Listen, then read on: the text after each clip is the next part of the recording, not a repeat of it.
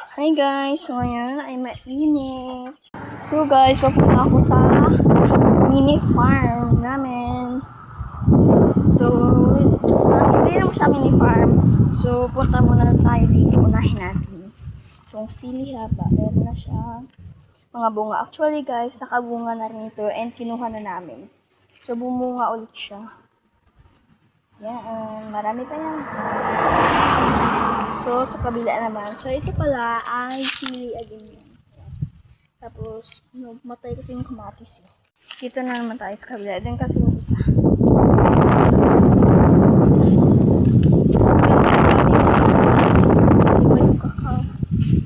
And dito guys, is sili. Ayan, so maliliit na kasi. Sili rin yan guys. Lahat yan.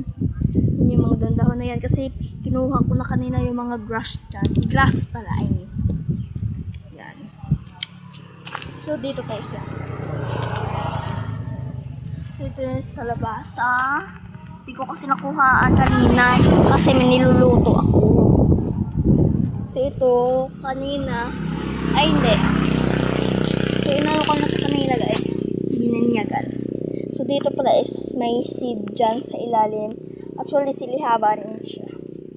And dito is parang sili lang siya na ganito lang siya kalaki. And may flower na rin siya. So, ito kasi guys. So, itong ano na to, ang palaya.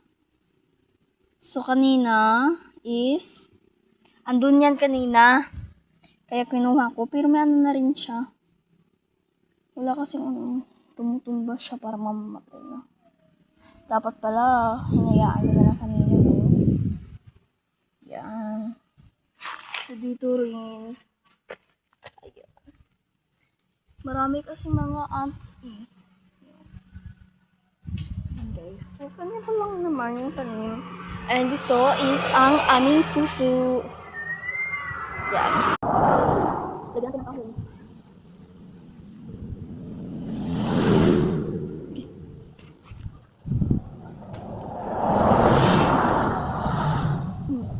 Kasi guys, natutumpa na siya. Parang mamatay na. Dapat pala inayaan ko na para mamunga na lang siya. Kasi pinutok. Iwan ko talaga. Para kasi akong ewan. Yung doon na sana, yung kayaan ko na sana dapat na magbunga. Pinukuha ko pa. Ewan ko kanina. Hindi to guys, hindi ko na itanim. Kanina nakukuha ko pa. Pero hindi ko naman binalik. Ganyan talaga. Sige natin.